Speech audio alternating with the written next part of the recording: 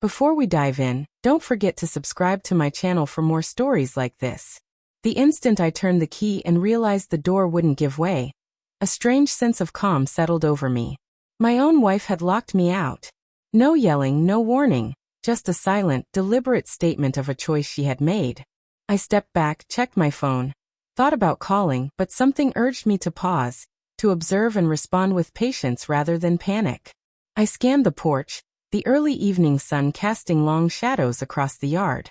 That's when I noticed her neighbor, someone I'd exchanged casual greetings with before, but never imagined encountering in a moment like this. She lifted an eyebrow, then smiled in that effortless, knowing way some people have without saying a word. Her gesture toward her open door carried a playful spark. "My bed's free if you need it," she offered casually, as though inviting me in for tea instead of presenting a sanctuary. I hesitated, letting the absurdity of it all sink in. Here I was, locked out of my own home, and yet another option had appeared with a simplicity that bordered on comical. Most men might have erupted with anger, fists pounding, voices raised. Most men might have stormed back, demanding explanations or trying to reclaim control.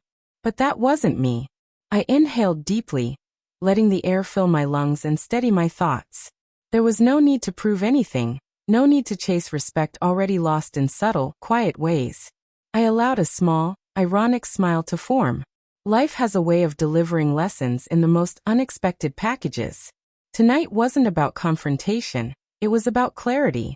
I leaned on the railing, feeling the warmth of the fading sun on my face, letting the world spin around me while I stayed still. My wife appeared at the window, eyes wide with disbelief, cheeks flushed with anger. She mouthed words I couldn't make out, but I didn't need to hear them. I understood perfectly without a single syllable. Her panic was almost theatrical, a cocktail of guilt, frustration, and the realization that control had slipped from her grasp. I had learned long ago that some battles aren't worth fighting. Power is often shown best through composure rather than confrontation. I stepped back, letting the moment stretch, letting her stew in it. Knowing her reaction revealed more than anything I could ever articulate. Meanwhile, the neighbor lingered in her doorway, a faint smile acknowledging my restraint. No judgment, just a quiet recognition that sometimes life hands you an unexpected opening. And the right response is measured, deliberate, and drama-free. It came down to beds or doors, presence or absence. The unspoken truth that I didn't need to fight for the respect I was inherently receiving. Eventually, her shouts at the window faded into the evening air. I straightened, brushed off my jacket, exchanged a subtle nod of acknowledgement with the neighbor, and turned toward the street. Walking away had never felt more satisfying. The lesson was unmistakable. Dignity doesn't need to be demanded through anger. It is upheld quietly, consistently, intentionally. Tonight, that silent power spoke louder than any argument ever could. As I walked down the sidewalk, the sounds of evening settling around me, a profound calm washed over me. The adrenaline that might have gripped another man had no hold here. I didn't need to prove anything, shout for apologies, or force recognition. The lesson had already been delivered, quietly, firmly, without compromise.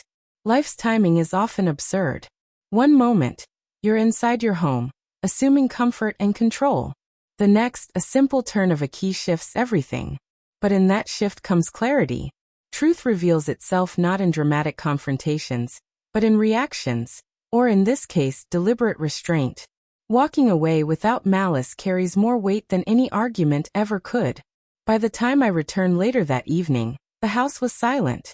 She had unlocked the door, paused, then stepped aside, acknowledging without words that the balance had shifted. I didn't need to demand explanations or enumerate grievances. My absence had spoken louder than anything. Life often rewards those who act with patience and intention, who know that respect and dignity aren't seized through force, but maintained through consistent composure. Tonight was a stark reminder of that truth.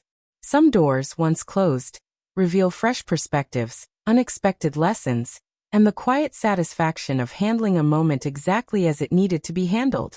When I finally stepped back inside the home, the tension lifted, and I understood something vital. Control isn't about possession or argument. It's about composure, choosing clarity over chaos, and recognizing that sometimes the most powerful statement is simply walking away.